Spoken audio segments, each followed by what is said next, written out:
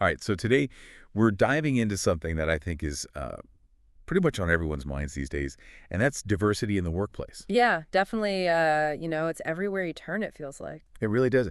And I think what's interesting is trying to understand how we even got to this point. Like how do we get to where we are with diversity? Oh, absolutely. Yeah, it's a whole evolution, you It know. is, yeah. It's not like it just appeared overnight. No, not at all. And actually, we've got some material here that sort of maps out the journey that this whole idea of diversity has taken. We do, yeah. Yeah. And it's fascinating stuff. It breaks it down into different eras, like distinct phases of how diversity in the workplace has been understood and managed. Right. Different approaches, philosophies even, you could say. Totally. And I think the goal today is for us to kind of sift through all of this and pull out those really crucial insights so we can understand how we went from, diversity being this sort of like legal box to check to something that's now seen as like absolutely vital for success. Exactly. And I think that's the real fascinating part of this journey. How did it become so central to how we think about organizations now? Right. And I'm sure a lot of people listening have wondered, like, why does my company talk about diversity and inclusion the way they do? Yeah, or like what even is the point of all this emphasis? Yeah, exactly. Yeah. So hopefully by the end of this, we'll all have a much clearer picture. Yeah. Okay, so let's rewind the clock back to the 1960s and 70s. This is where our sources kind of pinpoint the birth of what we now call diversity management. It's interesting because you can't really talk about this period without acknowledging the massive impact of the civil rights movement. Oh, absolutely. I mean, that was such a pivotal moment in history, not just in the U.S., but globally. For sure. And in terms of the workplace, it really set the stage for how we think about diversity even today. Right. And legally speaking, this is when we see the introduction of some landmark legislation, most notably the Civil Rights Act of 1964. Right. And this was huge because for the first time, it became illegal to discriminate against someone based on their race, gender, or ethnicity in the workplace. Yeah, I mean, that's such a fundamental shift. And I imagine for companies at the time, it was like a whole new landscape to navigate. Well, absolutely. Yeah. They were suddenly faced with all these new responsibilities and expectations. So in these early days, was it primarily about just making sure they weren't breaking the law? Like, was the main focus compliance? I'd say that's a pretty accurate assessment. Right. Yeah, I mean, the priority was definitely on making sure they were adhering to these new anti-discrimination laws. And that's where affirmative action programs come in, right? Exactly. These programs were designed to specifically increase the representation of groups that had historically faced discrimination. Okay, so the idea was to actively recruit and hire more people from these underrepresented groups.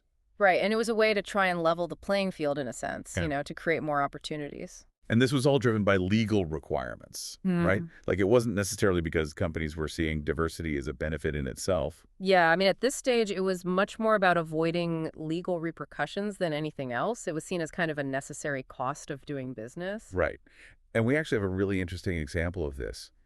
The U.S. government started requiring affirmative action policies for companies that had federal contracts. Oh, wow. Yeah, that's a big deal. It was. And this pushed some major companies like IBM to really ramp up their efforts to recruit more women and minority employees. I see. So it was really that legal pressure that drove the initial change. It seems that way. It's Mhm. like those early days of workplace equality efforts were more about fulfilling a legal duty than anything else. But then we move into the 1980s and 90s and things start to shift a bit. Yeah. This is what's often referred to as the equal opportunity era. And I think what's really interesting about this period is that we start to see a change in how companies view diversity. Like it's not just about avoiding lawsuits anymore. Right. It's like they're starting to glimpse the possibility that having a more diverse workforce might actually be good for business. Okay, so what did that look like in practice? I mean, how did this idea of equal opportunity translate into concrete actions? Well, for one thing, the scope of diversity initiatives expanded significantly. In what way? So remember how in the beginning the focus was primarily on race and gender because of the Civil Rights Act? Yeah. Well, during the equal opportunity era, these efforts broadened to include things like disability rights and LGBTQ plus inclusion. Right, so it's becoming more inclusive in a broader sense. Absolutely. And this is also when we start to see the emergence of those internal support structures like employee resource groups or ERGs. Oh, yeah, the ERGs. Those are really interesting. So for those who aren't familiar, can you explain a bit about what they are? Sure. So an ERG is basically a group of employees within a company who share a common identity or background. Okay, so like a group for women employees or for LGBTQ plus employees? Exactly. And they provide a space for these employees to connect with each other, support each other, and also have a voice within the company. So they can raise concerns, share ideas, and even influence company policies. Right. And this was a big step towards creating more inclusive workplaces because it gave these groups a platform to be heard. And it's around this time that research starts to emerge, suggesting that diverse teams are actually more innovative and productive. Yeah, that's a really key development because now you have data starting to back up this idea that diversity isn't just a moral imperative, it's also a smart business strategy. That makes sense because if you have people with different backgrounds and experiences, they're going to bring different perspectives to the table. Exactly. And that can lead to more creative problem solving, better decision making, and a greater ability to connect with a wider range of customers. It's like you're tapping into a whole pool of ideas and talents that you wouldn't have access to otherwise. Precisely.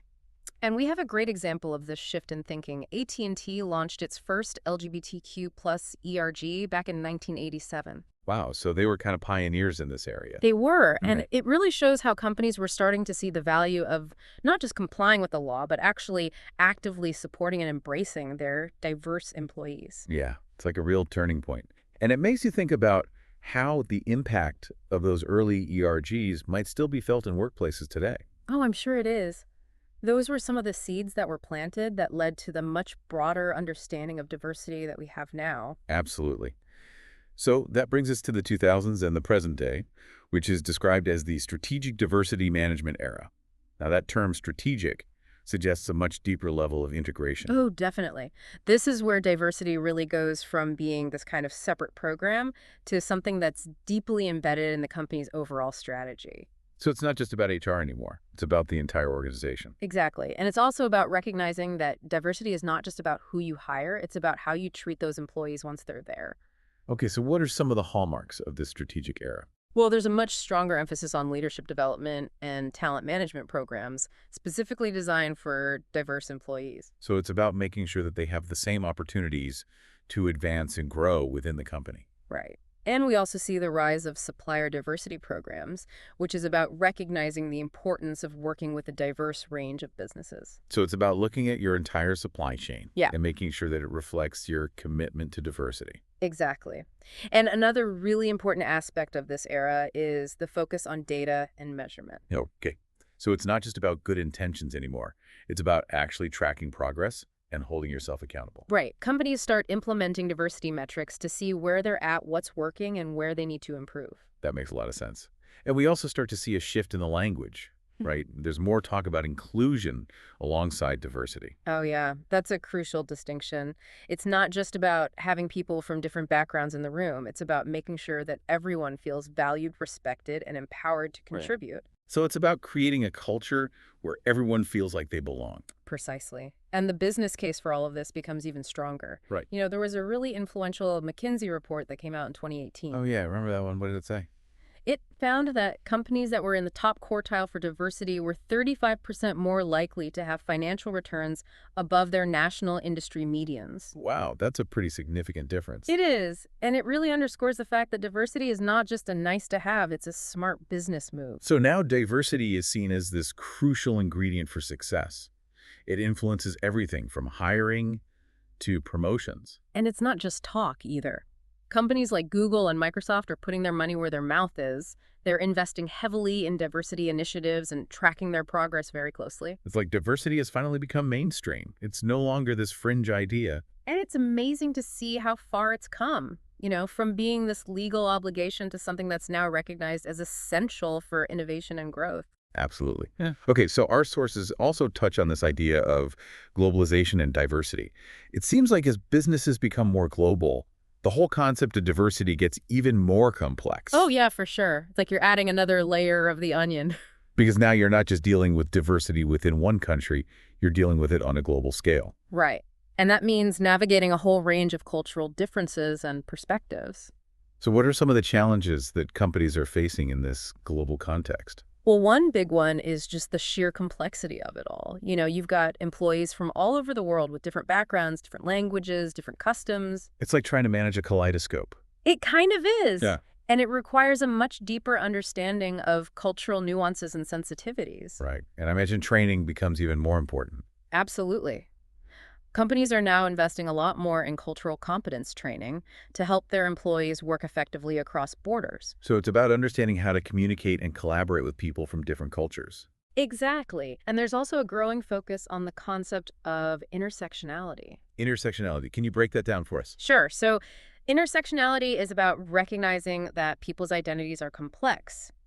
Someone might be a woman and a person of color and a member of the LGBTQ plus community. Right. So they're not just one thing. They're a combination of different identities. Exactly. And each of those identities shapes their experiences and the challenges they face. So it's about understanding how those different identities intersect and how that impacts someone's experience in the workplace. Precisely. And it's crucial for creating truly inclusive environments where everyone feels seen and valued. Makes sense. And technology is playing a role in all of this too, right? Right, absolutely. Yeah. I mean, AI is being used more and more in hiring processes to try and reduce bias. So the idea is that algorithms can help make hiring decisions more objective. Right. And while there are definitely concerns about AI and bias, there's also a lot of potential for it to help create a more level playing field. So what's the future of diversity management looking like based on what we've learned? Well, it seems like AI is going to continue to play a bigger role, but there's also a growing emphasis on this idea of belonging.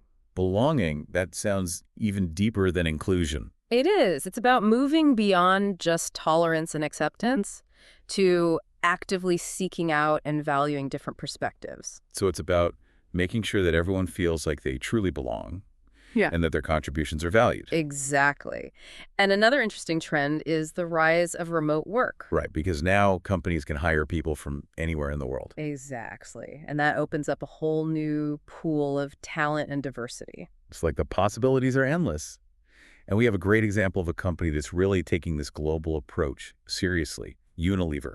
Oh, yeah, they're doing some really interesting things. They are. They're setting specific diversity goals for each region where they operate, Uh, and they're tailoring their initiatives to the local culture and demographics. so it's not a one-size-fits-all approach. It's about being responsive to the specific needs of each region. Exactly. It's Yeah. about recognizing that diversity looks different in different parts of the world. Right, and that's the beauty of it. It's about embracing the richness and complexity of human difference. It is. And it's clear that the whole concept of diversity is becoming even more intricate and global as we move forward. Absolutely. It's about truly understanding and valuing a wide range of perspectives from all corners of the world. So let's do a quick recap. We started with the legal compliance era in the 60s and 70s, where it was all about following the law. Right. And then we moved into the equal opportunity era where companies started to see the potential benefits of diversity. And now we're in the strategic diversity management era, where diversity is a core part of how successful businesses operate.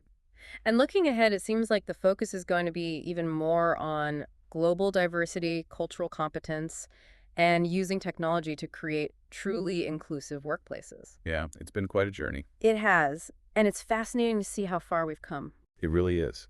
So considering all of this, what aspects of diversity and inclusion do you think will be most crucial for workplaces to address in the next decade? That's a really good question, and it's something that I think everyone listening should be thinking about. Absolutely. It's a conversation that's not going away anytime soon. No, not at all. And it's only going to become more important as the world becomes more interconnected. Well, on that note, thanks for taking this deep dive with us today. It's been a pleasure. Thanks for having me. And to everyone listening, thanks for joining us. We'll see you next time.